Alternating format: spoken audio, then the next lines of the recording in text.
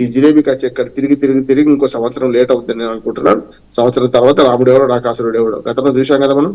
Speaker Suresh Reddy గారు ఉన్నప్పుడు అంటే మన రాజశేఖర రెడ్డి గారు ముఖ్యమంత్రిగా ఉన్నప్పుడు బీఆర్ఎస్ ఎమ్మెల్యేని చేసుకున్నప్పుడు పిటిషన్ పెడితే ఏమైనా చూసినాం కదా. స్పీకర్ 4 సంవత్సరాలు డిలే చేసి 4 సంవత్సరాల తర్వాత ఎట్లాగూ మీ పదవ కాలం అయిపోతుంది, పెన్షన్ రాదు, మీకు 4 ఏళ్ళు అయిపోయింది కదా, మీరు రాజీనామా చేయండి అయిపోద్ది అంటే రాజీనామా చేయించారు. ఇప్పుడు టీఆర్ఎస్ సురేష్ రెడ్డి ఎక్కడ ఉన్నారు? ఇప్పుడు బీఆర్ఎస్ లో ఉన్నారు, చూస్తున్నాం కదా.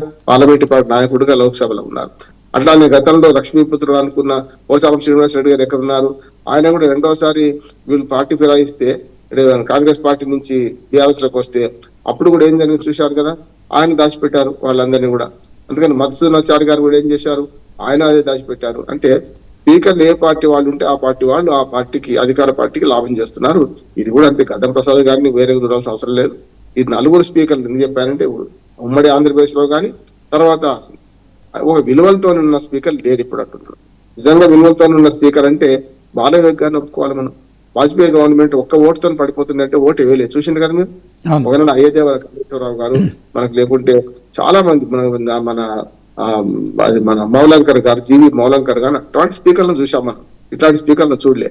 అంటే ఇవాళ స్పీకర్లందరూ తమ అధికారాన్ని అడ్డబెట్టుకొని తన రాజ్యాంగ విలువను పక్కన పెట్టి ఇటువంటి పనులు చేస్తున్నారు. ఇక దీనికి ఒకటే ఒక్క పరిష్కారం శ్రీనివాస్ గారు.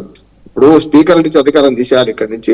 రేపు ఫిరాయింపుల నిరోధక చట్టంలో ఇప్పటికోసారి మార్పు చేశారు కదా, 130 నుంచి 230 చేశారు కదా. ఇప్పుడు చేయాల్సిన పని ఏంటంటే స్పీకర్ కి అధికారం తీసేసి ఎలక్షన్ కమిషన్ కి అధికారం కట్టబెట్టాలి. ఇప్పుడు ఏమైందంటే కోర్టులకు కూడా పెద్దగా ఇబ్బంది ఉండదు. రాజ్యాంగము, గవర్నర్లు, స్పీకర్లు, రాష్ట్రపతి ఇవన్నీ శశపిషలు ఉండవు. డైరెక్ట్ గా మనకు ఎలక్షన్ కమిషన్ కి అప్పచెప్తే ఆటోమేటిక్ గా వాళ్ళ మీద మొట్టికాయ వేసే వీలు ఉంటుంది.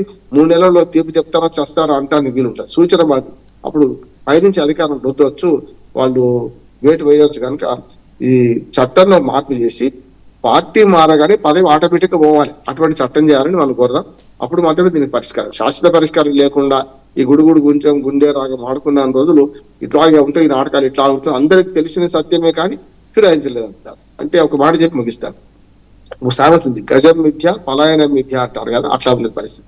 అంటే అంతా తెలుసు అందరికీ, కానీ దోబుచ్చినట్టు ఆడుతున్నారు. కానీ శాశ్వతమైన పరిష్కారాన్ని పార్లమెంట్ లో చేయాలి. ఇప్పుడున్న బీజేపీ ప్రభుత్వం మీద బాధ్యత ఏంటంటే ఇప్పుడు ఇవన్నీ చూస్తూ ఊరుకోవద్దు.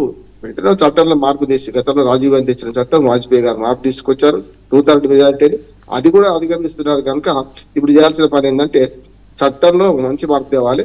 పార్టీ ఫిరాయించినా లేకుండా వాళ్ళు సస్పెండ్ చేసిన, పార్టీని సస్పెండ్ చేసిన అప్పుడు ఆటోమేటిక్ గా పదవి ఇవ్వాలి, ఎన్నికలు పోవాలి. దానికి 3 నెలల టైం ఫిక్స్ చేస్తూ చట్టం చేస్తే మంచిదని నేను.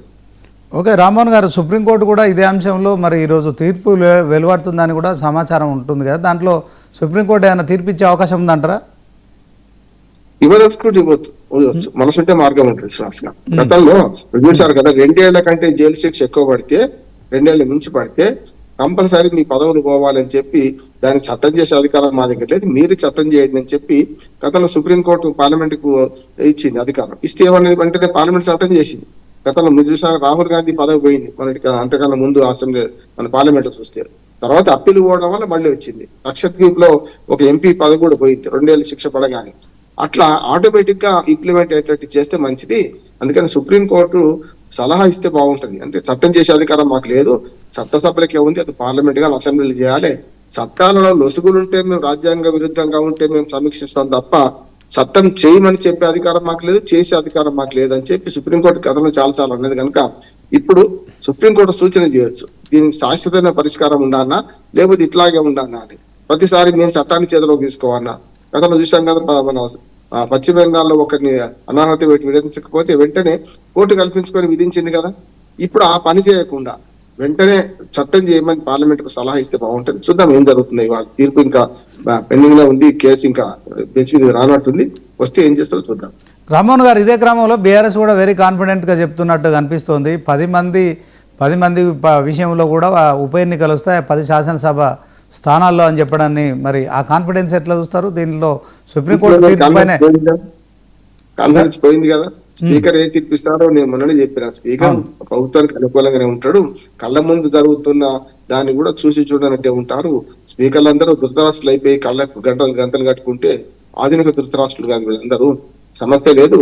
అందుకని నేను ఏమన్నానంటే స్పీకర్లు ఒక్కరి నిందిస్తే లాభం లేదు, అన్ని పార్టీల్లో ఉన్నారు, ఖిలాఫాపని తలా పెట్టుకోరు.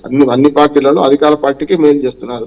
ఒకవేళ దురదృష్టవశాత్తు ఏదైనా ప్రభుత్వం ప్రతిపక్ష ఎమ్మెల్యే కనుక పార్టీ ఫిరాయిస్తే అప్పుడు ఆ స్పీకర్లు వేటు వేస్తారు. అది కూడా ఉన్నది. రెండోది అంటే పక్షపాత రహితంగా స్పీకర్లు లేరు కనుక ఈ రాజ్యాంగ విలువలను కాపాడే స్పీకర్లకి అధికారం ఉండడం సరైనది కాదు.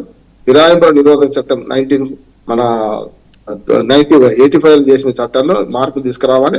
కొత్తగా ఈ చట్టం చేస్తే మాత్రం ఇంత ముందు ఫిరాయింపులు ఉండవు. అంటే